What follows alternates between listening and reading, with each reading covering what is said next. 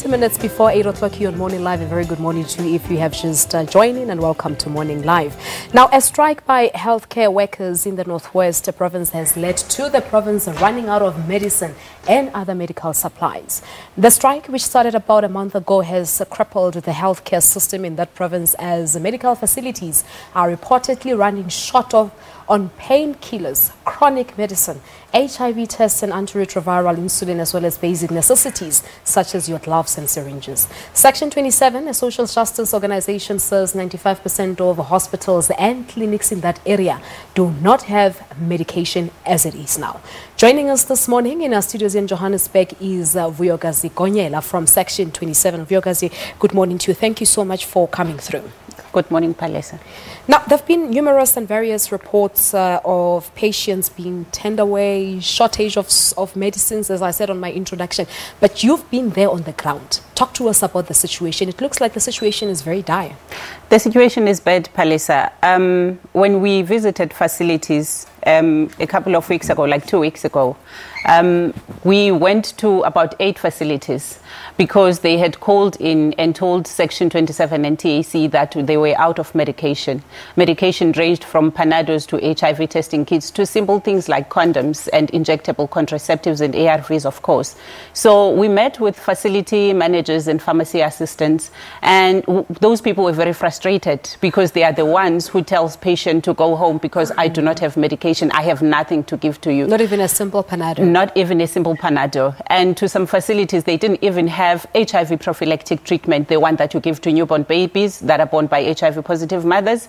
And so the facilities, the managers kept on referring that they had established a district support team where facility A, if you do not have a particular medication or a surgical equipment, you report and then they support you. But in this instance, all facilities had run out of medication that they can use to support each other. And to an extent that they are advising patients to go and buy at private pharmacies. And so pharmacy assistants also told us that they went an extreme mile of going to those private pharmacies and check how much those medications cost, so that when they refer a patient, they even advise of how much they should bring along with them. So if you can't afford, it's a problem. Exactly. And they also told us that sometimes you refer a patient and you know for sure that they are not going to get to the pharmacy because they, by the way you look at them and how they expressing their frustration, they cannot afford, because most of the population they serve is unemployed people who live in informal settlements. And so the situation got to an extent that we had to move and consult with the sub-district pharmacy in Mabato. In fact, facilities also showed us what they had in their pharmacy. It was empty.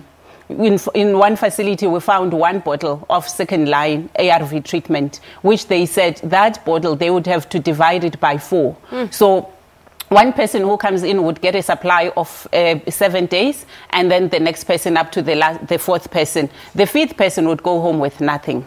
Sure. That second-line ARV medication. And then in other facilities, they didn't have a simple BCG, a vaccination for newborn babies. And then at the district level, we were also shocked when in Mabato we showed around the pharmacy, in fact, the warehouse, where they had 95% out of stock of any medication.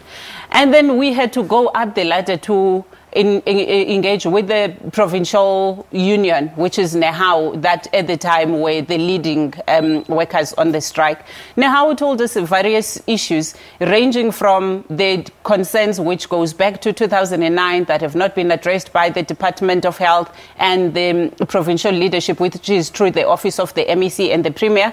And so they had decided then to withdraw their labor. That is why supply was not coming out of the depot, or they were not either receiving medication from external suppliers.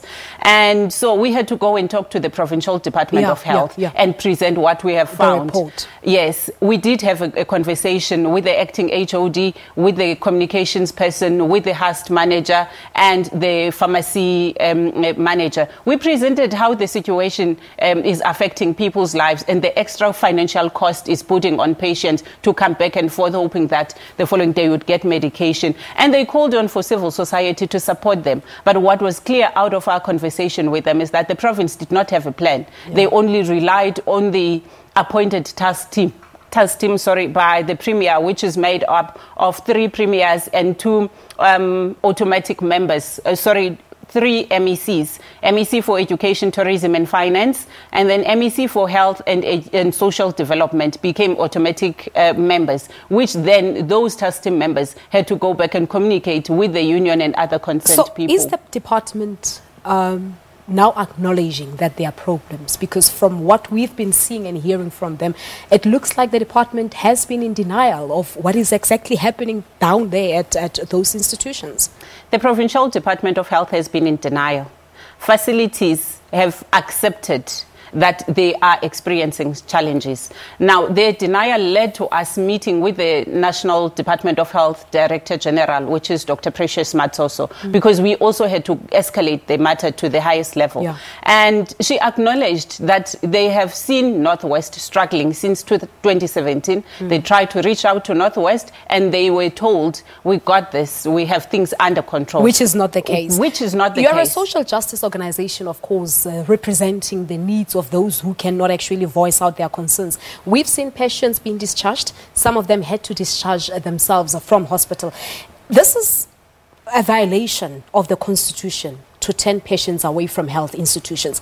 What can patients do in such situations quickly?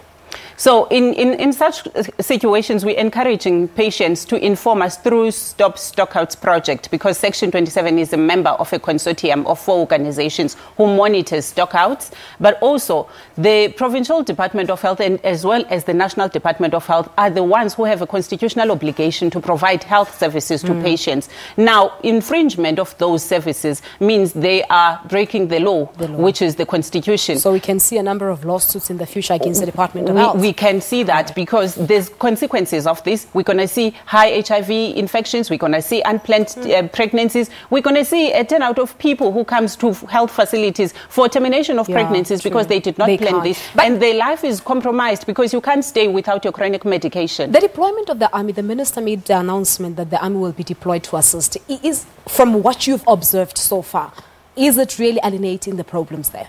It's not going to alienate it, especially if you're not addressing workers' concerns. That's where it starts. The fundamental issues here is listening to workers, addressing their concerns, and negotiate with them so that they are encouraged to go back to work. All right, Vuyokazi, time constraints. We have to leave it at that. But thank you so much for coming through. This, of course, is a developing story. We'll be in touch with the Section 27. Thank you so much. Thank you, Balisa. Thank you so much indeed. Well, we're taking a quick break here on Morning Live. Autism under the spotlight when we come back.